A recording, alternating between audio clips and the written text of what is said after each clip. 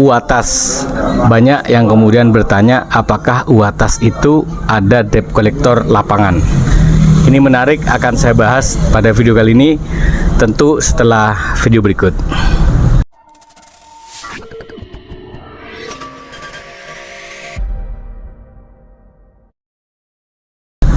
Assalamualaikum warahmatullahi wabarakatuh. Selamat sore dan salam sejahtera untuk kita semua. Tetap semangat, kerjakan doamu dan doakan kerjamu. Hari ini saya akan mencoba membahas sebentar saja mengenai aplikasi pinjaman online atau disebut dengan fintech yang khusus di bidang peer-to-peer lending, yaitu UATAS ya. UATAS ini adalah salah satu platform pinjaman yang sudah berizin OJK. Dan ingat, UATAS itu bukan yang ngasih uang. UATAS hanya platform. Dan itu bekerja sama dengan funding atau investor atau bank yang ngasih pinjaman. Jadi, kalau misalnya ada salah satu karyawan bank, kemarin pernah saya podcast juga, ketika dia cross check salah satu nasabah, dia pinjam di Shopee ya, ini misalnya waktu itu kan Shopee atau bank apalah. Kemudian setelah itu dicek di by checking, kok nggak muncul Shopee, kok nggak muncul UATAS, kok muncul PT Bank ini, BT Bank. Nah, itu yang saya maksud, berarti kalian harus paham bahwa aplikasi pinjol itu hanya platform ya, sama dengan Shopee, yang jualan bukan Shopee tapi orang yang ada di, yang jadi seller di Shopee. Nah, begitu juga dengan pinjol. Begitu banyak platform, sebetulnya bukan platform itu yang menjadikan uang, itu hanya sebagai maklar saja atau sebagai pintu masuk saja yang mempertemukan antara pihak pemberi dana dengan pihak yang menerima dana.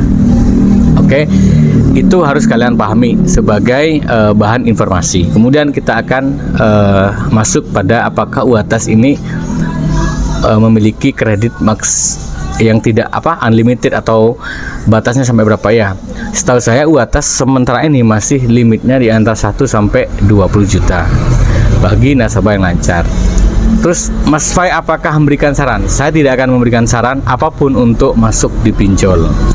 Justru yang akan saya bahas sekarang adalah kalau Anda berada pada situasi di mana benar-benar gak punya apa-apa, kemudian saat ini gagal bayar di UATAS, apa yang harus Anda lakukan?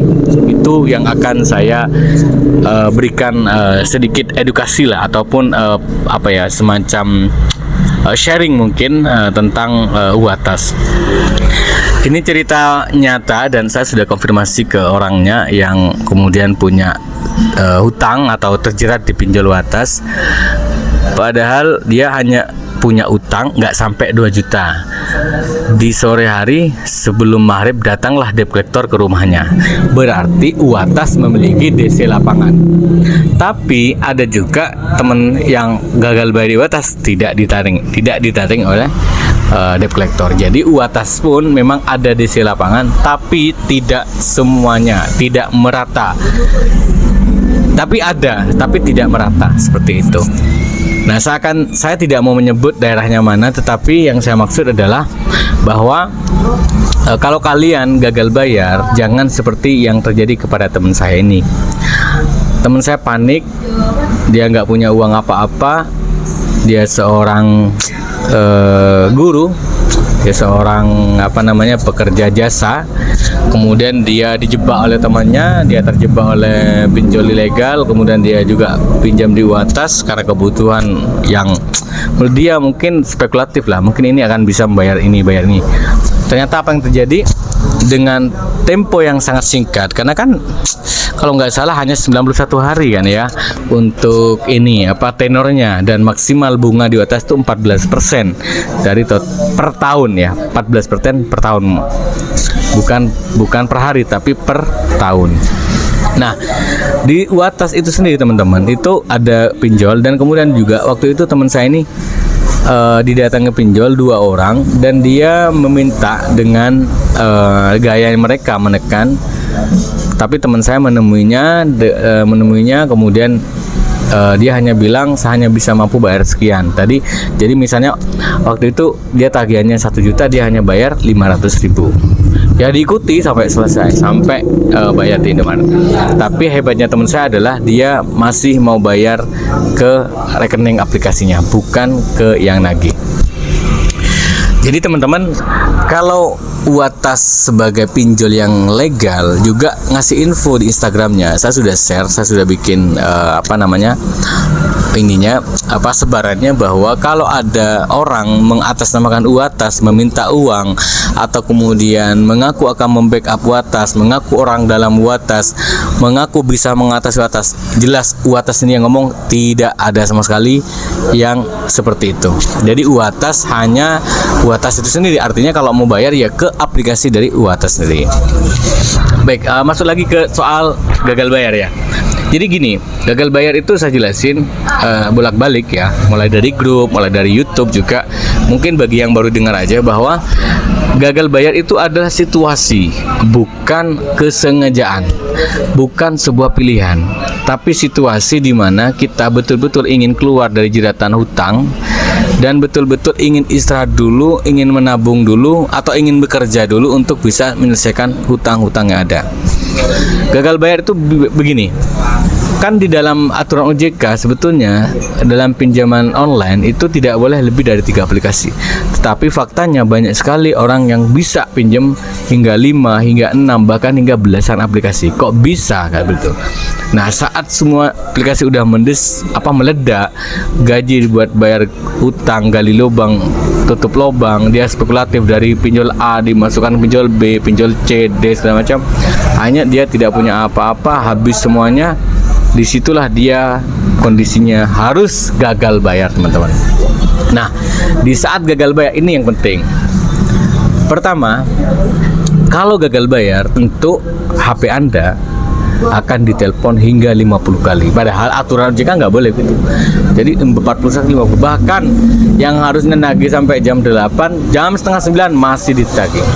Bahkan ada juga pinjol nakal yang meskipun OJK dia mengontak kontak daruratnya. Nah, dia tidak hanya mengontak kontak darurat, tapi memberikan kabar ke semua kontak, akses kontak, bahkan juga menelpon tempat dia bekerja atau kantornya supaya tertekan dan bisa bayar. Bodohnya menurut saya adalah pinjol ini, satu, dia tidak tahu tidak ngerti bahwa cara membuat orang bayar itu bukan seperti itu. Justru banyak sekali kalau Anda menekan seberlebihan itu, justru mereka tidak akan pernah bayar. Menurut saya bukan begitu caranya. Cara menagih yang baik adalah menemuinya di rumahnya, lihat dia sebagai manusia, dia punya apa enggak. Kalau dia nggak punya apa-apa, ngapain kamu neror? Ngapain kamu ngasih ancaman? Kamu udah berlebihan banget, itu akan balik lagi kepada kamu. Dan kamu kan bisa ngecek sendiri saat kamu datang ke rumahnya, apakah ini orang punya uang apa tidak. Kalau punya uang mungkin kamu bisa menekan, tapi kalau nggak punya uang apa-apa, apakah kamu maksa mereka untuk utang lagi? Nah, itulah yang saya maksud. Saya tidak setuju dengan debt collector yang berlaku wewenang, tidak mau lihat, tidak mau memantau. Dia hanya tercekoki oleh sistem. Ingat, Anda manusia, yang ditagih juga manusia. Kalau ketemu sesama manusia, bukan sistem yang berlaku, tapi bagaimana hati nurani itu bisa hidup. Dan disitulah pasti menemukan solusi. Saya yakin itu bisa seperti itu ya. Kembali ke gagal bayar. Nah, buat nasabah, siapapun yang nonton ini, kalau Anda hari ini terjebak di Uwatas, pinjaman Uwatas, dan kamu punya pinjaman yang lain, dan kamu nggak bisa buat bayar hutang sama sekali, kamu seharusnya sudah gagal bayar. Artinya masuk pada kategori galbay. Kamu komitmen nggak mau bayar kalau selama uang yang aku bayarkan itu dari hutang lagi. Jadi komitmen nggak mau bayar hutang dengan hutang. Saya kampanyakan itu, jangan mau bayar hutang dengan hutang. Bayar hutang dengan uang pribadi, uang lebih, uang yang bisa kita cari untuk bisa makan dan bisa bayar hutang. Seperti itu, teman-teman. Jadi hati-hatilah dengan pinjol. Sebelum Anda mengambil keputusan untuk ambil pinjol, pikirkan dampak psikologisnya. Mungkin tidak ada dampak pidana hukum, memang tidak ada, dan bahkan tidak ada dampak yang begitu menyeramkan sebetulnya. Ya hanya diteror aja, hanya ditelepon aja, hanya didatangi aja, hanya dibuat malu aja. Itu aja sih dampaknya. Cuman bukan dampak itu yang saya maksud. Yang saya maksud juga adalah kita punya hutang, tentu kita punya kewajiban untuk bayar. Nah, saat gagal bayar itulah kita harus catat hutang kita, hutang yang kita pakai berapa, dan nanti kalau misalnya udah punya uang, entah dengan jangka waktu apakah setahun, 2 tahun, baru kita telepon lagi si pinjol, kita mau bayar, kita mau lunasi, bahkan kita juga mau melakukan pengajuan keringanan dan segala macam. Itu semua punya hak, Anda punya hak seperti itu. Semoga ini video bermanfaat bagi kalian yang punya pinjaman batas. Tetap semangat, kerjakan doamu, doakan kerjamu, jangan hutang pinjol lagi, jangan gagal bayar lagi. Assalamualaikum warahmatullahi wabarakatuh.